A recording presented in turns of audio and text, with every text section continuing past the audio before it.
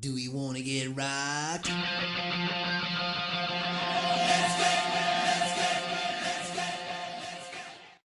sedikit pribadi ya. Apa yang membuat Bung Jakaria sendiri tertarik itu untuk bergabung ke dalam KPK dan tertarik untuk membantu untuk meningkatkan Pokdarwis yang ada di Kabupaten Tasik Selatan? Nah, Ya, yang jelas kan memang sejak 15 tahun yang lalu saya sudah konsentrasi di pemberdayaan masyarakat, baik itu di bidang kesehatan maupun bidang-bidang yang lainnya. Nah, kebetulan begitu masuk di komunitas Putra Krakatau ini, ketemu dengan kawan-kawan yang punya ide yang sama juga. Saya sejak ujung mungkin memang senang adventure, intinya dengan biaya sendiri pun memang sudah pergi kemana-mana gitu, untuk berpetualang. Nah, kenapa enggak sekarang memang di daerah kita sendiri dan di usia seperti sekarang ini ya memang sudah waktunya kita bagaimana memaksimalkan potensi wisata yang ada di daerah kita sendiri untuk bisa dilirik oleh orang lain gitu. Nah, di samping juga bagaimana mensinergikan apa yang pengalaman lapangan selama bertualang selama ini di luar daerah di wilayah kita sendiri. Oke. selamat datang Ibu. Ini ada Ibu perwakilan dari Dinas Pariwisata. Udah, dia aja. Apa kabar Bu? Kabar baik, alhamdulillah. Oke, kita lanjut Bung Jakaria obrolan kita. Terus gimana tadi? Kok bisa lanjut dengan KPK? Ya, karena memang ketemu dengan orang-orang yang punya ide yang sama, maka bisa ketemu. Mungkin ini kan kurun waktu 4-5 tahun sekarang ini semenjak bersama-sama di KPK itu. Kalau nggak cocok mungkin saya sudah ditinggal.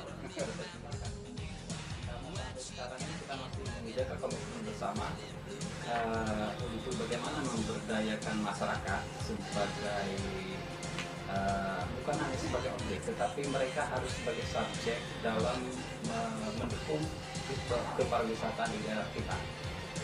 Maka sampai sekarang saya masih terus konsisten juga bersama kawan-kawan di KPK untuk membina poktaris yang siap untuk kita ajukan. Ibarat tidak bertepuk sebelah tangan.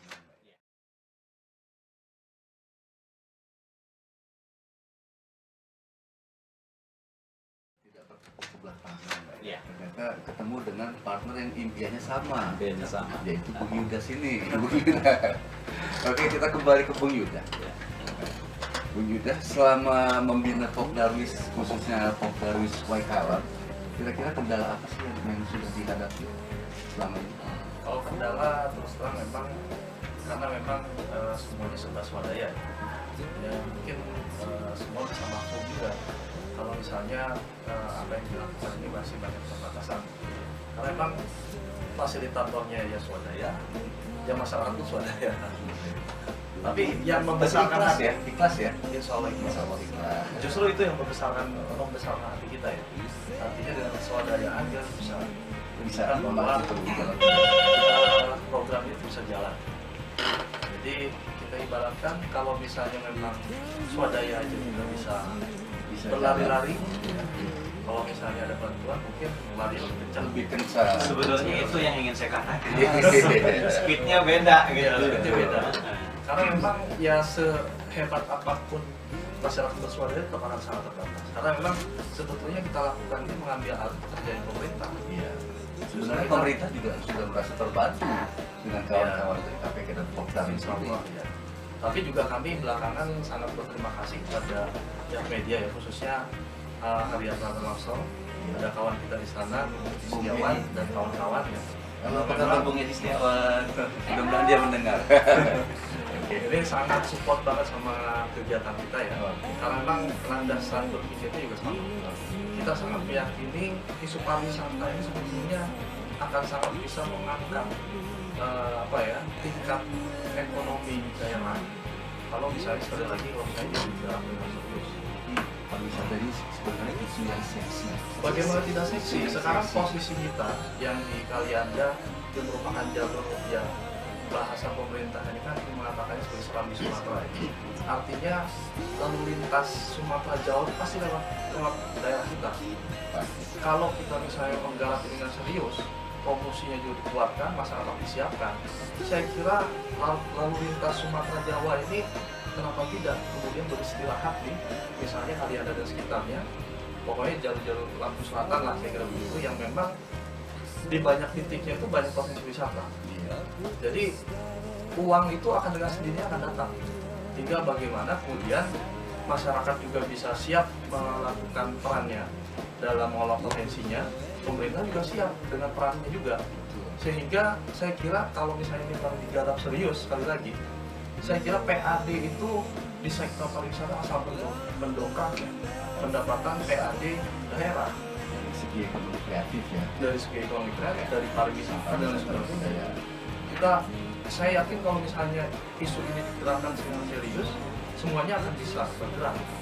Industri perhotelan, restoran, kemudian home industrinya masyarakat dan lain sebagainya, semuanya pasti akan berdampak.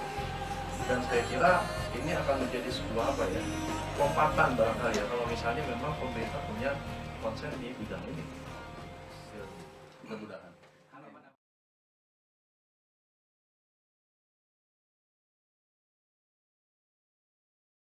Mungkin saya mau bertanya sedikit dengan Bung Ali.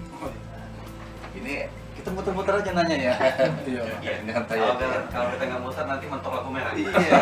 Kalau kita nggak belok lurus aja jadi tembok. Agak sedikit ini. Bung Ali, kalau menurut Bung Ali sendiri, secara psikologis masyarakat desa Dua Ikalam sendiri dengan hadirnya Pok Darwis dan KPK ini, harapan mereka seperti apa? Iya. Yang jelas masyarakat kita di Waikalam sangat antusias. Antusias, ya. Antusias sekali dengan program desa wisata yang difasilitasi oleh Bang Jack dan Bang Yudas. Dalam hal ini adalah komunitas Putra Krakatau.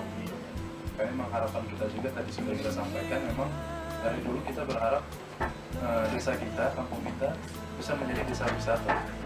Bisa menjadi desa wisata. Kita pengen tempat kita banyak dikunjungi orang, sehingganya orang ngabisin duitnya di Waikalam. Nggak adil juga dong.